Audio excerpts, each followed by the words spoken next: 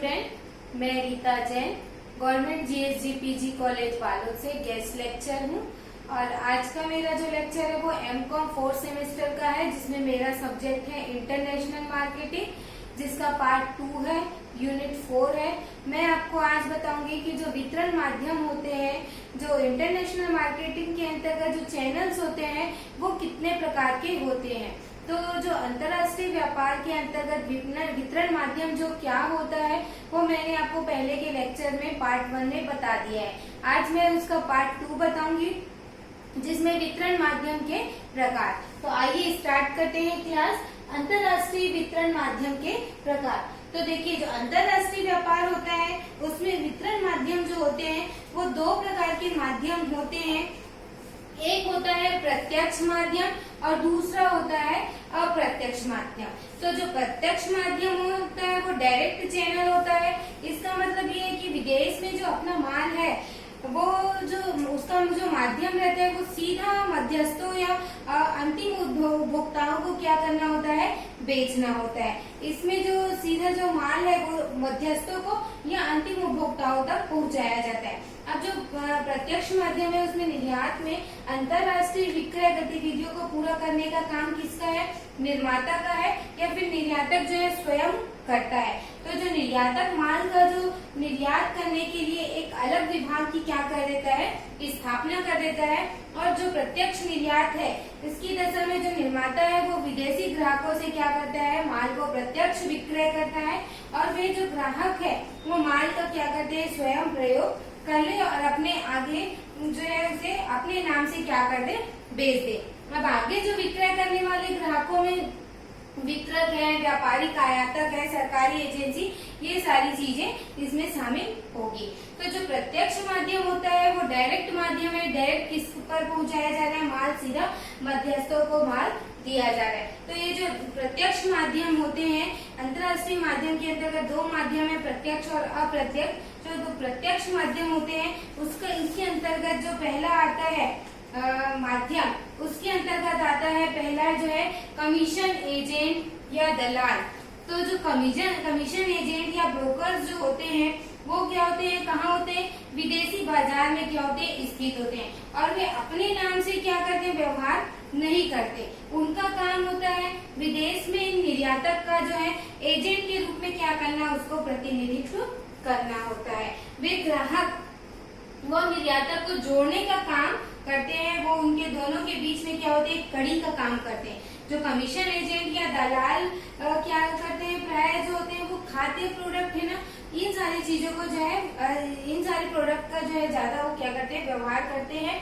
विदेशी एजेंट जो होते हैं, दलाल होते हैं, वो एक मुश्त या फिर उसको प्रति में करके क्या करते हैं, दलाली करते हैं। अब एजेंट के इस टाइप से प्रयोग करने की क्या लाभ है, तो इससे क्या होगा कि क्योंकि क्या होते हैं, विदेशों में स्थित होते हैं जो एजेंट होते हैं, तो उनको क्या होता है, वहाँ के बाजार की परिस्थितियों के बारे में क्या रहता है, अच्छे से नॉलेज होता है। तो इस व्यवस्था में जो निर्यातक को कुछ भी खर्चा उनको नहीं करना पड़ता, केवल उनको विक्रय के बदले में क्या देना पड़ता है, कुछ कमीशन देना पड़ता है, जो आपस में दोनों के बीच में क्या होता है, तय होता है।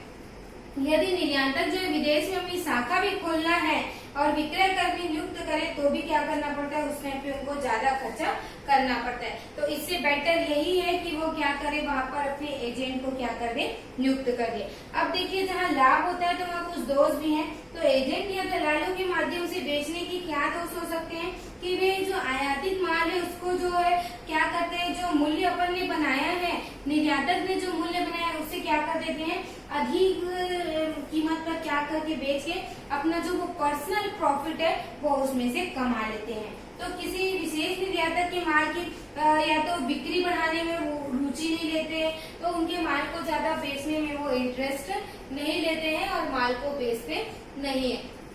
तो जहाँ पर एक और जो है लाभ है तो वहाँ तो कुछ न कुछ इसके दोष होंगे ही होंगे। तो इन थोड़े थोड़े दोषों को तो क्या कर सकते हैं, नेगलेक्ट भी कर सकते हैं। तो देखिए, प्रत्यक्ष माध्यम के जो मध्यस्थ है उसमें आ जाएगा कमीशन एजेंट या दलाल। इसके बाद होता है एक होता है विक्रय प्रतिनिधि। प्रत्यक्ष माध्यम के अंतर्गत जो है मध्यस्थ होते हैं वो होते हैं विक्रय प्रतिनिधि। या इसी को बोलते हैं निर्माताओं के निर्यात एजेंट, विक्रय प्रतिनिधि या निर्यात एजेंट।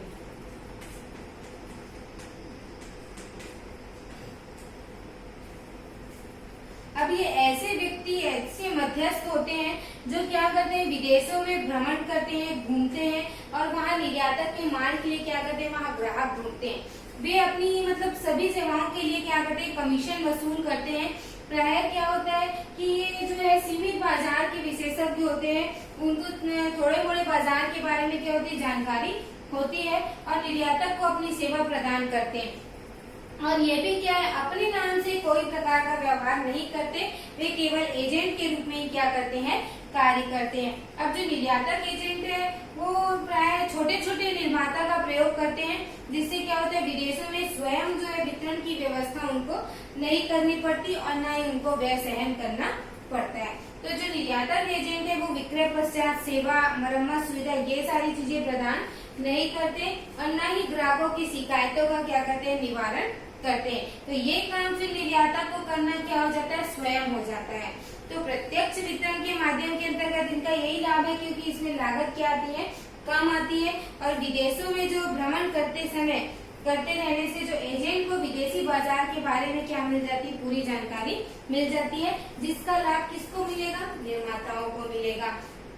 तो इस प्रकार से प्रत्यक्ष माध्यम का ये दूसरा मध्यस्थ है, निर्माता एजेंट या निर्माताओं का निर्यात एजेंट है, या फिर इसी को बोलते हैं विक्रय प्रतिनिधि, सेल्स रिप्रेजेंटेटिव। इसके बाद आते हैं निर्यात प्रबंधन कंपनियां।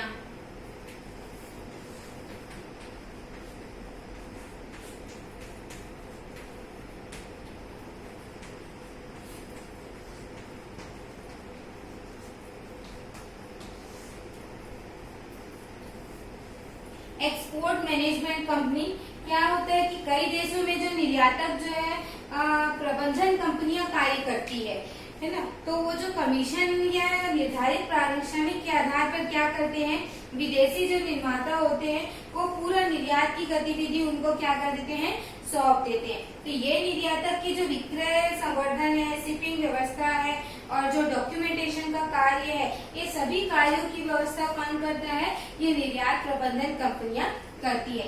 इसमें क्या होता है, जो बड़ी जो निर्माता है, बड़े बड़े निर्माता उत्पादक है, वो इस टाइप का सहारा लेते हैं। हालांकि इसमें लागत क्या आएगी, ज्यादा आएगी। जब आप किसी को ठेका दे रहे हो किसी काम को कराने के लिए, तो इसमें क्या होती है, लागत जो है बढ़ जाती है। इसके बाद है विदेशों में स्थित क्रय एजेंट।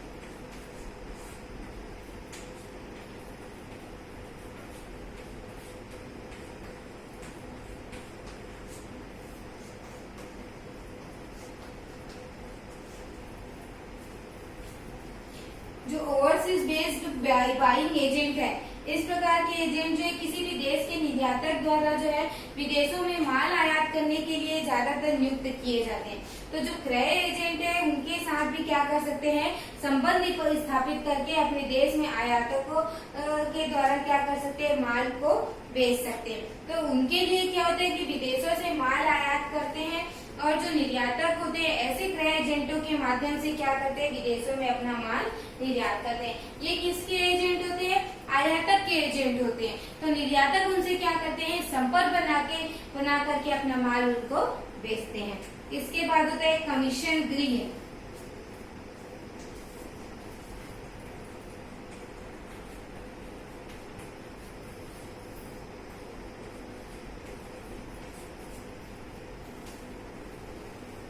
देखिए जो कमीशन गृह होता है वो कहाँ होता है, विदेशी निर्यातक से माल आयात करके उनके द्वारा जो निर्धारित मूल्य और शर्तों पर क्या करते हैं, अपने देश में वो माल बेचते हैं। तो कमीशन गृह न तो अपने नाम से माल खरीदता है और न ही अपने नाम से क्या करते हैं, माल बेचता है। इसमें माल का स्वामी कौन रहता है, निर्यातक ही बना रहता है। तो इसके लिए क्या होता है, माल बेचने के लिए उनको क्या मिलता है, कमीशन मिलता है। तो इस प्रकार से जो प्रत्यक्ष माध्यम होते हैं उनके ये 5 मध्यस्थ होते हैं, कमीशन एजेंट, दलाल, विक्रय प्रतिनिधि जिसको एक निर्यात एजेंट बोलते हैं, निर्यात प्रबंधन कंपनियां, विदेशों में स्थित क्रय एजेंट और कमीशन गृह। तो इसके माध्यम से जो है डायरेक्ट क्या किया जा सकता है, मध्यस्थ स्थापित किया जा सकता है। अब देखते हैं अप्रत्यक्ष माध्यम क्या होता है। तो अभी तक हमने जो है प्रत्यक्ष माध्यमों की चर्चा की, तो अब जो है निर्यातक के एजेंट के रूप में कार्य करते हैं, जो केवल निर्यातक का ही क्या करते हैं, प्रतिनिधित्व करते हैं और अपने नाम से कोई व्यवहार नहीं करते। लेकिन जो अब हम उन मध्यस्थों की चर्चा करेंगे जो क्या करते हैं, निर्यातक से अपने नाम से क्या करते हैं, माल खरीदकर स्वामी के रूप में क्या करते हैं, अपने ही नाम से क्या करते हैं, माल का विक्रय करते हैं। इन्हीं को बोलते हैं अप्रत्यक्ष माध्यम। ये जो अप्रत्यक्ष माध्यम होता है वो अपने नाम से क्या करते हैं, माल लेते हैं और अपने नाम से उसको विक्रय करते हैं। लेकिन जो प्रत्यक्ष माध्यम होता है उसके अंतर्गत क्या होता है, माल जो है किसके माध्यम से बेचा जाता है, एजेंट के रूप में बेचा जाता है, ना अपने नाम से माल बेचा जाता है और ना ही कंज्यूमर को बताया जाता है। तो ये दोनों में बहुत बड़ा क्या है, डिफरेंस है। इसमें एक में अपना नाम होता है और दूसरे में अपने नाम से व्यवहार नहीं करते। तो जो अप्रत्यक्ष माध्यम है उसमें सबसे पहले आता है आयात गृह।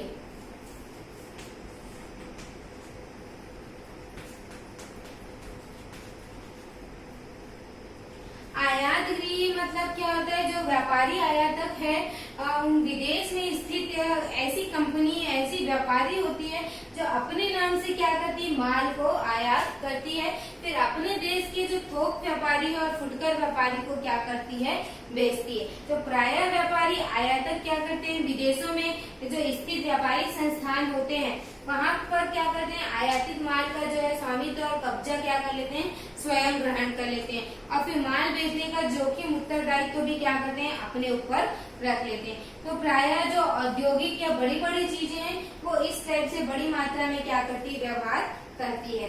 तो आया स्टूडेंट आप लोगों को समझ में कि जो अप्रत्यक्ष माध्यम होता है तो उसमें क्या करते हैं, अपना स्वामित्व तो क्या करते हैं, अपने कब्जे में ले लेते हैं, माल का स्वामित्व, और फिर वो उनको थोक व्यापारी, फुटकर व्यापारी को क्या करते हैं, माल का विक्रय करते हैं। इसके बाद आता है वितरक।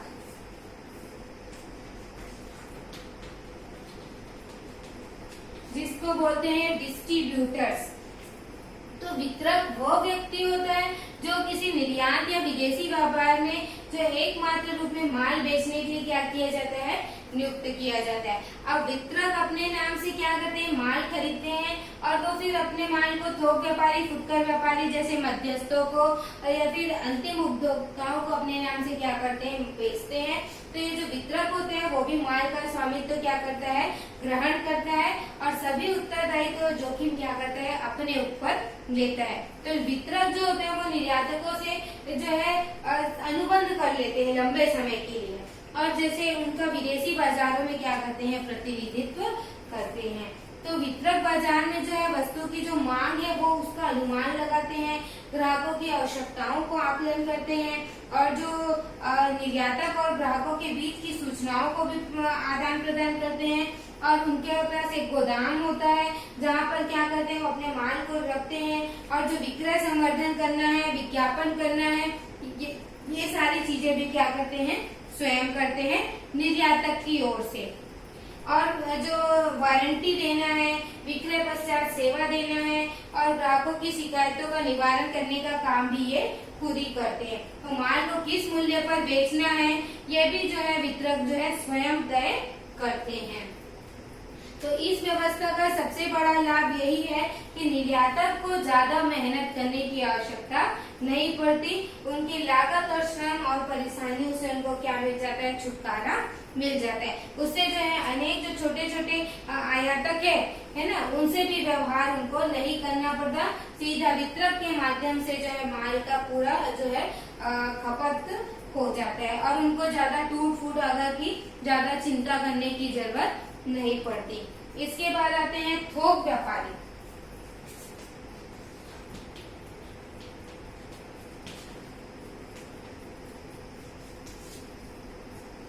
तो जो अप्रत्यक्ष माध्यम है उसमें तीसरा मध्यस्थ आते हैं होलसेलर।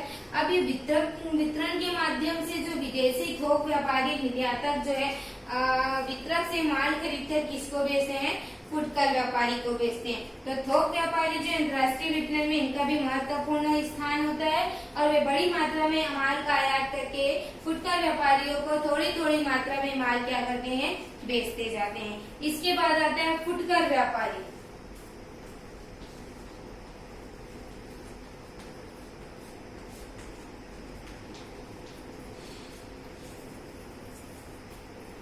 फुटकर व्यापारी जो होते हैं वो वितरक या थोक व्यापारी से क्या करते हैं? माल लेकर अंतिम उपभोक्ताओं तक पहुंचाते हैं। फुटकर व्यापारी जो है मॉल में विभागीय भंडार है, श्रृंखला की दुकानें, बहुसंख्यक जो दुकानें आती है वो सारी चीजें आ जाती है इसमें। और जो फुटकर व्यापारी जो है माल को कहाँ रखते हैं? अपने दुकान में रखकर किसको बेचते हैं? अपने अंतिम ग्राहकों तक क्या करते हैं? माल को पहुँचाते हैं।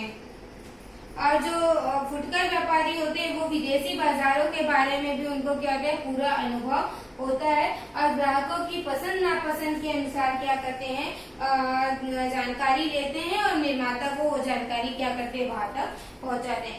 आज के समय में जो है बड़े बड़े फुटकर व्यापारी जो है बड़ी मात्रा में क्या करते हैं? माल को खरीदकर उपभोक्ताओं को प्रयोग के आधार पर उनको क्या करते हैं? उनको पैक कर करके क्या करते हैं? बेचते हैं। इसके बाद है इसी के अंतर्गत जो और माध्यम जो होता है उसी के अंतर्गत आता है विदेशों में क्या करना? शाखाएं खोलना।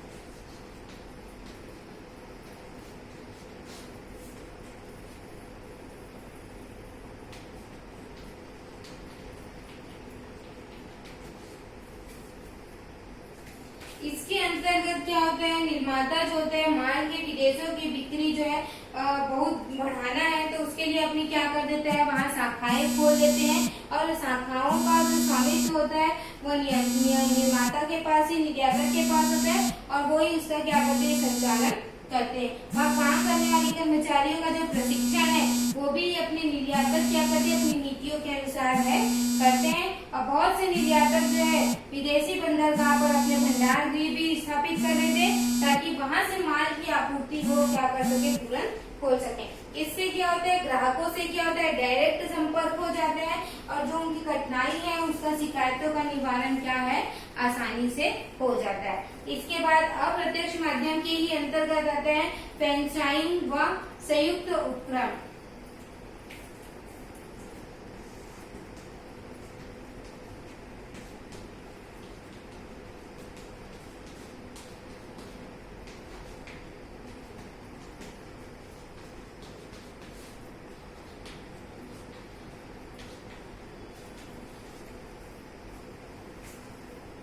फ्रेंचाइजिंग और ज्वाइंट वेंचर जो होता है, पहले देखते हैं फ्रेंचाइजिंग क्या होता है। फ्रेंचाइजिंग मतलब ये होता है इसको पट्टेदारी भी बोलते हैं। इसका अर्थ है कि मूल निर्माता जो है मानक और निर्देशों के अनुसार जो किसी वस्तु का उत्पादन है उसके संबंध में कार्य करने के लिए क्या करता है? किसी अन्य व्यक्ति को क्या कर देता है? अधिकृत कर देता है, ऑथराइज कर देता है। और जो अंतर्राष्ट्रीय विपणन में ये जो व्यवस्था है वो निर्माता और विदेशी फर्म के बीच की स्थिति होती है। एक तरफ होता है प्रोड्यूसर होता है और दूसरी तरफ क्या होता है? विदेशी फर्म। जैसे आजकल जो है कोको कोला और ये जो पेप्सी वाली जो कंपनी है इसी प्रकार से क्या है? स्थानीय फर्मों को क्या कर देती है? ये पट्टा दे देती है। तो उस प्रकार से वो क्या करते हैं? माल का जो है कुछ भाग का कमीशन लेकर के क्या करता है? विक्रय करता है। आप देखते हैं ज्वाइंट वेंचर क्या होता है। तो इसमें क्या होता है? समझौतों के आधार पर जो है उत्पादन का अधिकार दो या दो से अधिक फर्मों को के पास होता है और वो संयुक्त रूप से क्या करती है? उसका प्रबंध करती है, मैनेजमेंट करती है। कच्चा माल लेना है, टेक्नोलॉजी है और या तो कुछ राशि इन्वेस्ट करनी है तो वो भी क्या है? आपस में मिलकर करते हैं और अपना माल विदेशों में क्या करते हैं? मार्केटिंग उसका करते हैं।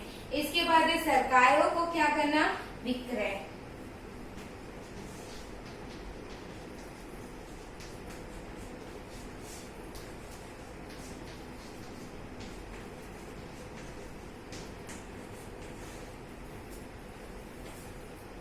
कुछ देश में क्या होता है कि जो देश साम्यवादी देश है वो क्या करते हैं? अब नाम मात्र के ही बचे हैं तो माल के जो आयात करने का अधिकार किसके ऊपर छोड़ देते हैं? केवल सरकारी विभाग के ऊपर, मतलब जो सरकार है उन्हीं के नियंत्रण में होता है और वो ही क्या करते हैं, बड़ी मात्रा में माल के आयात के लिए क्या करते हैं, अनुबंध करते हैं। प्रायः जो जनता की जरूरतों का जो सामान है वो सरकारों के माध्यम से ही आता है। जैसे एक देश और दूसरे देश के बीच में अंतराल बहुत ज्यादा है तो आपस में क्या कर लेते हैं, अनुबंध कर लेते हैं। जैसे क्या है, एलपीजी गैस है और या कच्चा तेल चाहिए तो उसके लिए क्या करते हैं, सरकार ही क्या करती है, विदेशों से मंगाने का काम करती है। इसके बाद आते हैं औद्योगिक क्रेता।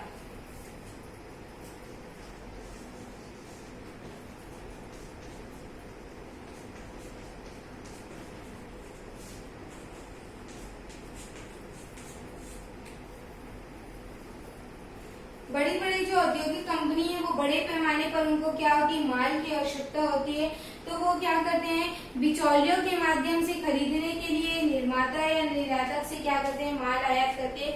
जैसे मान लो किसी को जहाज का निर्माण करना है, जहाज निर्माण करने वाली कंपनी है तो वो क्या करती है, कुछ सामान जो है विदेशों से क्या करती है, आयात कर लेती है। तो ये डायरेक्ट इंडस्ट्रियल बायर है जिसके अंतर्गत क्या किया जाता है, माल का आयात जो है वो किया जाता है। तो स्टूडेंट, आज का जो ये था अंतर्राष्ट्रीय वितरण के जो माध्यम है, दो माध्यम है, एक प्रत्यक्ष माध्यम है और दूसरा अप्रत्यक्ष माध्यम है। प्रत्यक्ष माध्यम में जो होता है माल का स्वामी निर्माता ही बना रहता है, लेकिन अप्रत्यक्ष माध्यम में जो है अपने नाम से क्या किया जाता है, माल का क्रय विक्रय किया जाता है, स्वामित्व को क्या किया जाता है, अपने नाम से लिया जाता है। अब जो माध्यम है प्रत्यक्ष और अप्रत्यक्ष माध्यम, इसमें से कौन सा माध्यम उपयुक्त है ये तो बताना क्या है, मुश्किल है।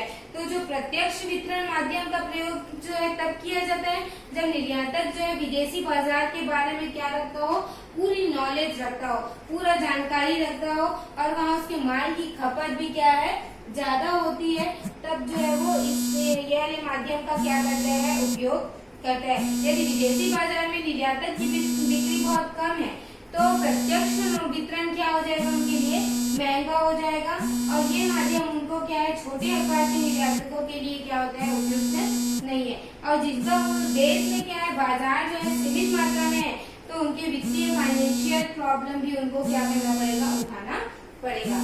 लेकिन जो अप्रत्यक्ष माध्यम है उसमें जो कमीशन ग्रीड दलाल ऐसे मध्यस्थों की सहायता से क्या कर सकते हैं, विदेशों में जो है वितरण का कार्य कर सकते हैं। जो प्रत्यक्ष माध्यम होते हैं उनसे क्या होता है, लाभ भी है और दोष भी है। तो देखते हैं कि जो माध्यम है उनसे क्या, जो प्रत्यक्ष माध्यम होते हैं उनसे क्या क्या लाभ होते हैं।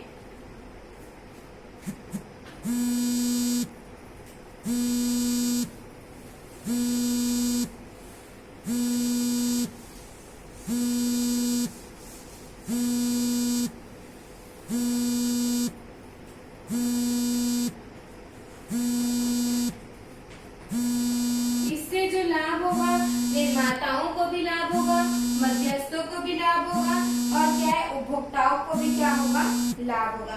तो पहले देखते हैं निर्माताओं को लाभ।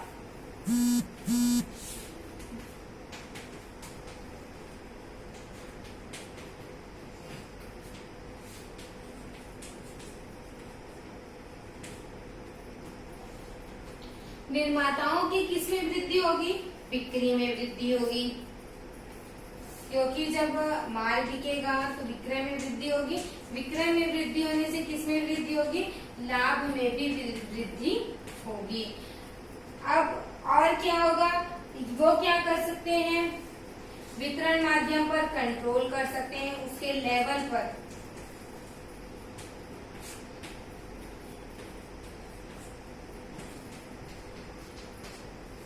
वितरण माध्यम पर क्या करना, कंट्रोल करना। जो प्रत्यक्ष वितरण होता है उसमें डायरेक्ट निर्माता स्वयं ही क्या करते हैं, माल का विक्रय करते हैं, तो उन पर क्या रहता है, इन माध्यमों पर पूरा नियंत्रण रहता है, क्योंकि वो न तो निर्माता की नीतियों का नियंत्रण करते हैं और न ही साख की नीतियों पर, और कर्मचारी के द्वारा भी, कर्मचारी पर भी उनका क्या रहता है, पूरा नियंत्रण रहता है। साथ ही विदेशी बाजार की जानकारी।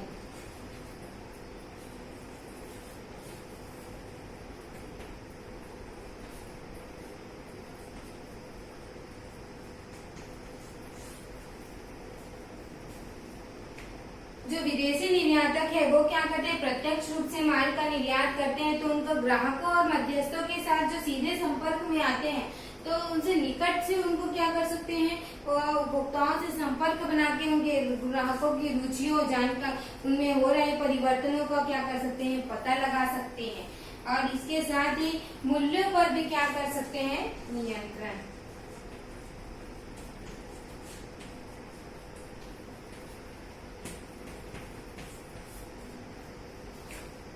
तो जो प्रत्यक्ष वितरण में निर्माता जो होते हैं विदेशी बाजार में अपना मूल्य जो है स्वयं निर्धारण करते हैं, और अप्रत्यक्ष वितरण की दशा में क्या होता है, दलाल के ऊपर क्या करना पड़ता है, उनको डिपेंडेंट रहना पड़ता है। इसके साथ ही विदेशी बाजारों में क्या रहती है, उनकी प्रतिष्ठा भी रहती है।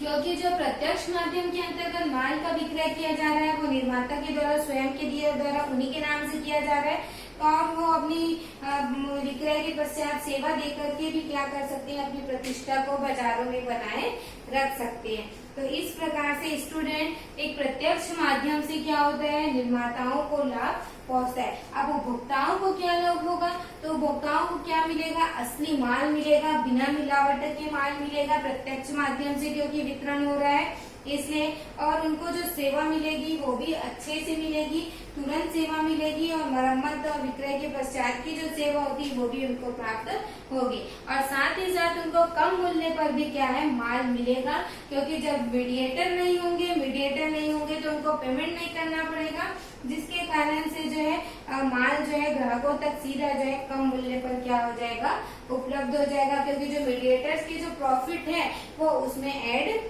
नहीं होंगे, और निर्माता जो है अपने उत्पाद का जो मूल्य निर्धारण करेगा, वो ग्राहक भी उसको उसी मूल्य पर क्या है, उसको माल को खरीदेगा। तो मध्यस्थ जो है अपनी मनमानी करके माल के मूल्य को नहीं बढ़ा सकते। तो स्टूडेंट ये जो होते हैं प्रत्यक्ष माध्यम के क्या होते हैं, लाभ। अब लाभ के साथ साथ कुछ दोष भी हैं।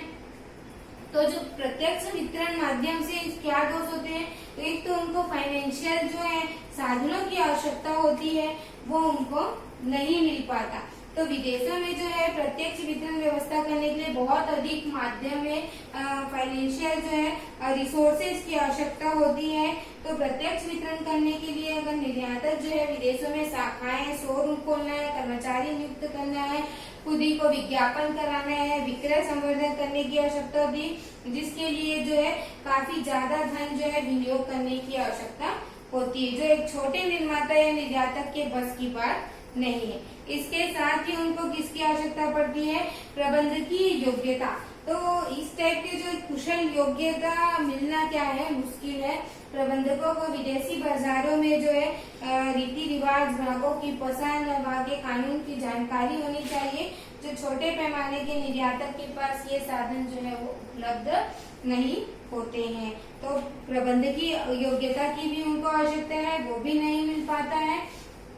वितरण व्यय, यदि कोई निर्माता जो होता है विदेश में माल का वितरण प्रत्यक्ष रूप से करता है, तो वितरण व्यय में कमी ना करके और उसमें क्या हो जाती है, बढ़ोतरी हो जाती है, क्योंकि जो है वहाँ पर कर्मचारी नियुक्त करेंगे, उनको सैलरी देना पड़ेगा, कार्यालय खोलेंगे, उसका खर्चा आ जाएगा। तो इस प्रकार से खर्चों में बढ़ोतरी तो होती है, और उनको दिया जाने वाला कमीशन है उन पर भी व्यय करना पड़ेगा। अब एक मध्यस्थ उसी कार्य को जो है कम व्यय पर क्या है कर सकता है, तो उसका कुल व्यय जो है वितरित किया जाने अनेक भागों में क्या हो जाता है, बढ़ जाता है। साथ ही जोखिम भी होगी, अगर माल नहीं बिकेगा, मूल्य वसूल नहीं होगा, तो टूट फूट होना, क्षय होना, नष्ट होना, ये सारी चीजों का समस्या का सामना जो है उनको करना पड़ेगा। सो स्टूडेंट, जो प्रत्यक्ष माध्यम होता है उसके लाभ और दोष मैंने आपको दोनों बता दिए।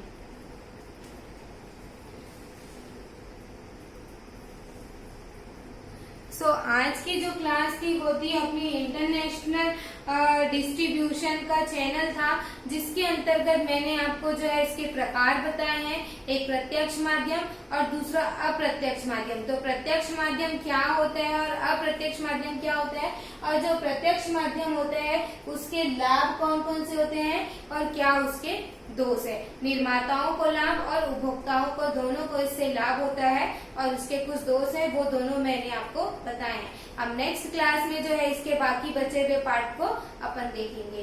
तो आज की क्लास आई होप आपको समझ में आया होगा। कोई भी दिक्कत जाता है तो मुझे कमेंट करेंगे, तो मैं नेक्स्ट वीडियो में मैं आपको वो सुधार करके, या आपको जो भी टॉपिक चाहिए होगा वो मुझे बताएंगे, तो मैं वो आपको फाइंड आउट करके मैं आपको वो बताऊंगी। Thank you.